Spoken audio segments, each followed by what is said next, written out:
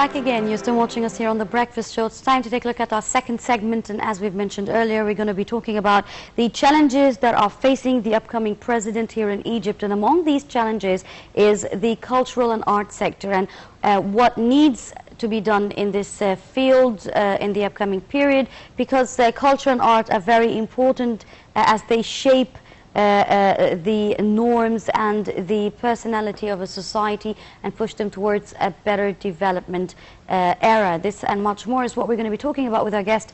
Very much delighted to have joining us here in the studio this morning, Mr. Hisham Al-Khshin. He's a writer and a novelist. Good morning, sir. Good morning, Mr. Hisham. Mr. Hisham, we have seen a setback in the field of culture and literature during the past few years. Concerning the general taste, I believe, it's not anymore the same old Egypt with great writers, great movies, great cinema, great drama. Why we are seeing this decline in the Egyptian culture and literature? I actually beg to differ. There is quite a vigorous movement, particularly in writing. It may not be your traditional or classical modes of writing, yes, but we've seen actually an explosion in blogging and what the social networking has been offering to possibilities of, yes, writing. And as a matter of fact, I can also say that there are a lot of writers coming into the scene, even in the classical and traditional mode.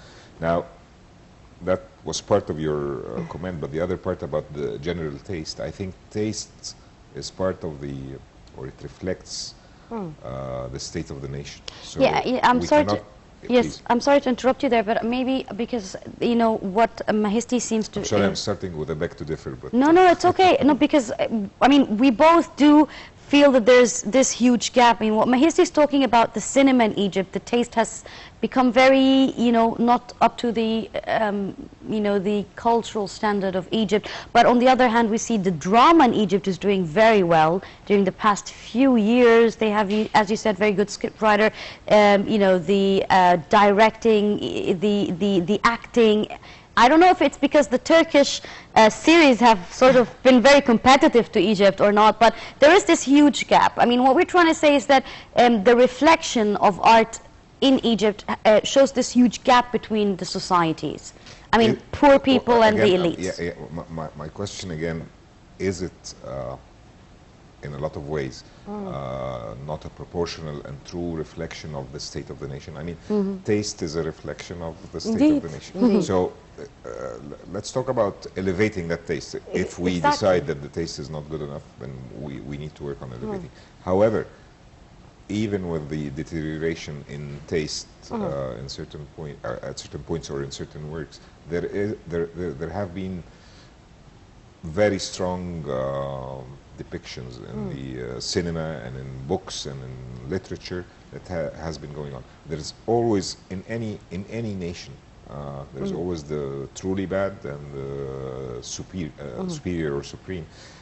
The ratio, in my personal opinion, is just the reflection of the state of the nation, how the population is faring and where its taste is going and so on. So I think one of the major challenges of the next president would be taking us back to where we want to be, not as a cultured elite, but as a very historic, or a nation with a very, very deep history. We need to go back to where we are.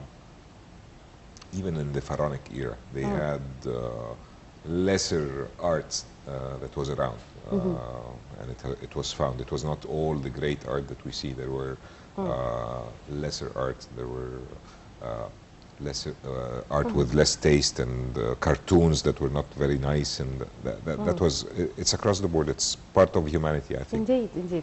Sir, as a writer and novelist, what are, from your point of view, the main challenges that the president of Egypt will be facing, and what are the main demands of the writers and cultural people that they are willing to achieve during the coming period?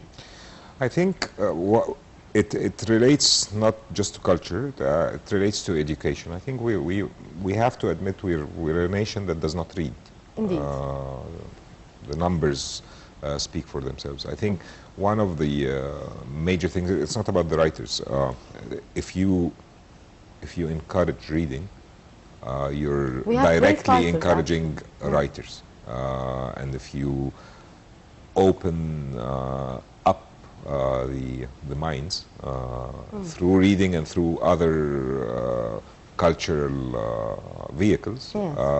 I think this is the main challenge. And I think this is actually, if we want to invoke change, and if we have all suffered from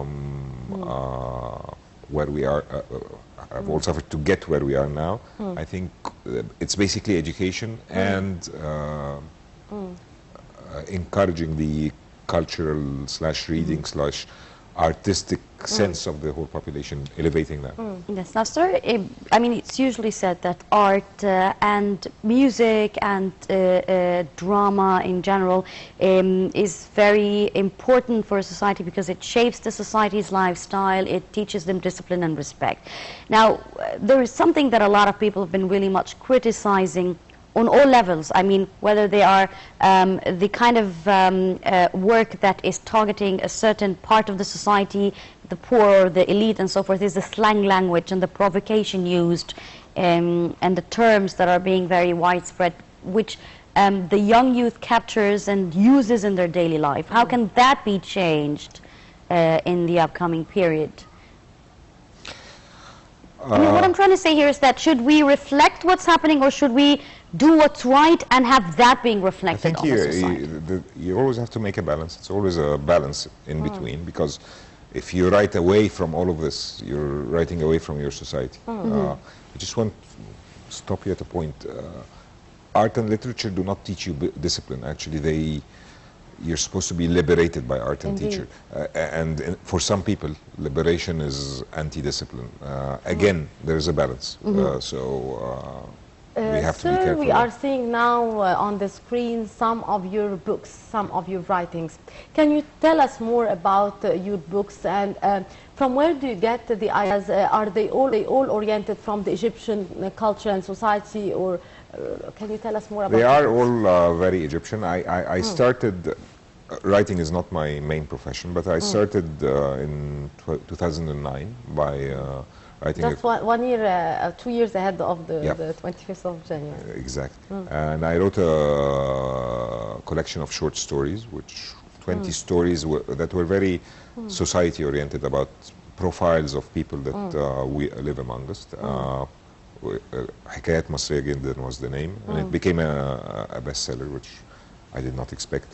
And then I Became wrote... a movie or? No. It's a collection of short stories. Then I wrote my first novel, which was الاربعاء الاربعاء, which is being turned into a TV drama now. After the revolution, I wrote 7 Days in Tahrir, which was one of the first novels about the revolution. And then there was Adam al-Masri, which is a novel again being turned into a movie now. It's a short writer's life so far. But two of your books are actually coming to become Yes. movies and drama Yes. series. And my next book, actually, I try to, because I can afford to do that, because I don't consider myself a professional writer, so I can afford to try. So my next book, which is coming out in August, is about, it's a historical novel, so I went back in time to 1928. It was a very rich period for Egypt, and it's not about the Muslim Brotherhood. Why 1928 in particular?